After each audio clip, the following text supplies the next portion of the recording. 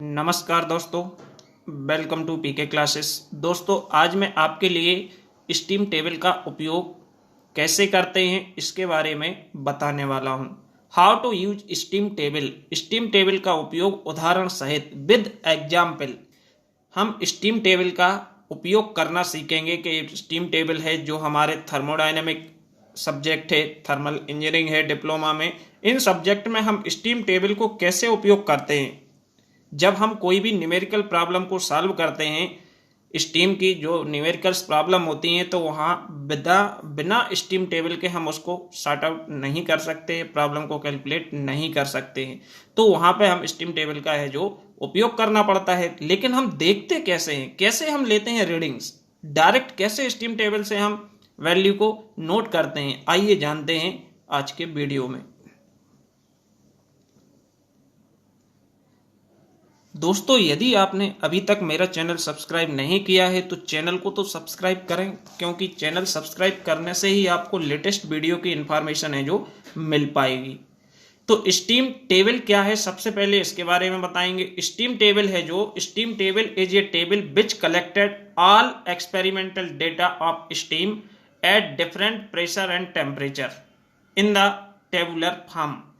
जो हमारा experimental data होता है, जो स्टीम पे हम एक्सपेरिमेंट कंडक्ट करते हैं, ड्राइनेस फ्रिक्शन मेजर करना है, और भी आपके बॉयलर्स होते हैं, टरबाइंस होते हैं, तो जो भी स्टीम पे एक्सपेरिमेंट कंडक्ट किए जाते हैं उस डेटा को कलेक्ट करके एक टेबुलर फॉर्म में क्या रखा जाता है, जिसको हम कहीं भी कैलकुलेशन में डायरेक्टली उपयोग करते हैं।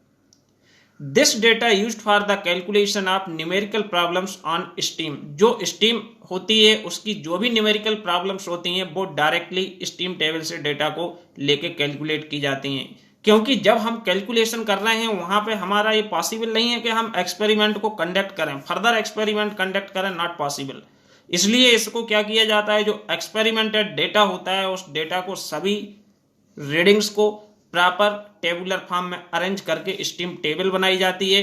And this data directly we take from steam table during numerical calculation. Okay,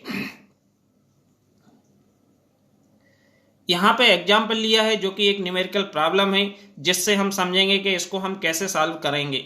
तो calculate the total heat of steam eight A pressure 10 bar when the dryness friction 0.9।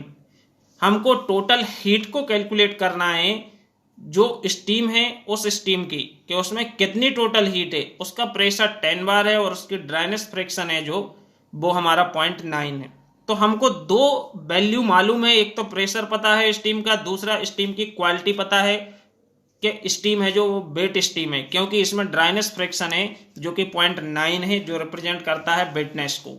Okay, अब हम स्टीम टेबल में जाएंगे 10 बार। जैसे कि यहाँ पे स्टीम टेबल दी हुई है, तो स्टीम टेबल में सबसे ऊपर property of saturated water and steam, ठीक है। फर्स्ट कॉलम दिया है प्रेशर इन बार। यदि प्रेशर आपका किसी भी प्रॉब्लम में अदर्स यूनिट में दिया है, किलो पास्कल में दिया, मेगा पास्कल, तो आपको सबसे पहले उसको बार में परिवर्तित करना पड़ेगा, बार में चेंज करना पड़ेगा, क्योंकि स्टीम टेबल में जो भी रीडिंग्स दी हैं वो किस में दी हैं, बार में।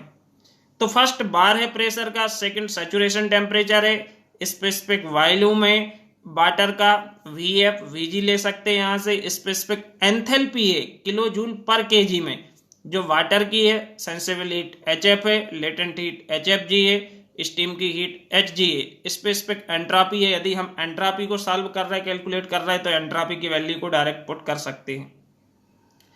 ये जो हमारी प्रॉब्लम है, इस प्रॉब्लम में फ्रॉम स्टीम टेबल एट 10 बार, सबसे पहले हमको फर्स्ट कॉलम में 10 बार पे पहुंचना है कि 10 बार कहां दिया हुआ है।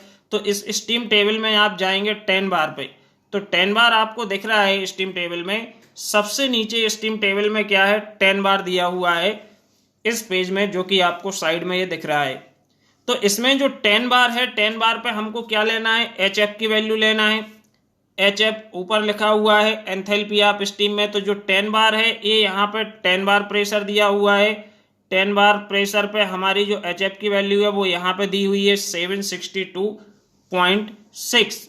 सम डिफरेंट राइटर्स, अलग अलग राइटर्स के इसमें पॉइंट के बाद वेरिएशन हो सकता है, इसलिए मैं जो नोट किया हूँ 762.8 है, लेकिन स्टीम टेबल में 762.6 दिया है, ये कोई प्रॉब्लम नहीं है। आप स्टीम टेबल से रेफर कर रहे हैं, जो स्टीम टेबल में उसी को तो यूज करोगे ना। अलग अलग राइटर्स की स्टीम टेबल, अलग अलग बुक्स में प्रिंटेड स्टीम टेबल को रेफर करोगे तो माइनर सा वेरिएशन हो सकता है, जो कोई प्रॉब्लमेटिक नहीं होता है। ठीक है, तो ये हमने HF ले लिया 762.8। अब HFG लिया। HFG यहाँ पे ये दिया हुआ है, सेकंड रीडिंग HFG है 10 बार पे 2013.6, मैंने लिया 2015.3, ज़्यादा डिफरेंस नहीं है। ठीक है, तो ये HFG की वैल्यू है, क्योंकि हमने अलग जगह से रेफर की है इस वैल्यू को, और हम जो टेबल है ये दूसरी टेबल है, लेकिन दोनों का सेम ही रीडिंग्स होती हैं। माइनर सा पॉइंट में अंतर आता है, वो उससे कोई प्रॉब्लम नहीं होती है। ठीक है, तो इसमें 2013.6 दिया है स्टीम टेबल में, और मैंने जो रेफर की है इसको लिया है 2015.3 किलो जूल पर केजी। ये दोनों वैल्यू हमने स्टीम टेबल से 10 बार प्रेशर के सामने से नोट करना होता है। अब जब हम ये दोनों वैल्यू को नोट कर लेते हैं, अब हमको टोटल हीट निकालना, मतलब हमको कैलकुलेट क्या करना, एंथैल्पी। तो इसमें x इक्वल 0.9 है, P 10 बार है, तो टोटल हीट या एंथैल्पी होती है। वेट स्टीम की कंडीशन अप्लाई करना है, वेट स्टीम में HF प्लस x HFG। तो HF की वैल्यू पुट किए, x 0.9 है, HFG पुट किए, इसको कैलकुलेट किए, हमारी टोटल हीट आ जाएगी 2576.57 किलो जूल पर केजी। तो यहाँ ऐसे हम अप्लाई करते हैं, स्टीम टेबल से जो प्रेशर दिया हुआ है प्रॉब्लम में, उसके सामने से ये वैल्यू को नोट करते हैं, क्योंकि हमको एंथैल्पी वेट स्टीम की निकालना है, ड्राई स्टीम की निकालना है, सुपर हीटेड की निकालना है। ये हमारी स्टीम टेबल से डायरेक्टली गिवन प्रेशर पे डेटा को हम कलेक्ट कर सकते हैं। ओके, चलिए नेक्स्ट प्रॉब्लम देखते हैं। सेकेंड आपकी प्रॉब्लम है जो find the enthalpy of steam eight 10 bar in the following condition, dry and saturated. ये स्टीम है जो कि हमारी 10 बार पे, ये इसको हमको निम्नलिखित कंडीशन में कैलकुलेट करना है। किसको कैलकुलेट करना है, एंथैल्पी को।